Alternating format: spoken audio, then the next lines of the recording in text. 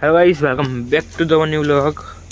Guys, રાત થઈ ગઈ, ઘરે રહી તો હું સવારનો તો વરસાદ પડતો હતો. જોઈ શકો બધી જ જગ્યાએ પાણી પાણી પાણી પાણી થઈ ગયું.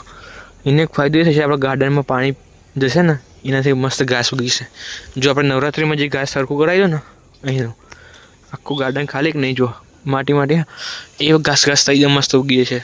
મસ્ત કન્ટિન્યુઅસ મસ્ત વરસાદ પડે ને એના લીધે.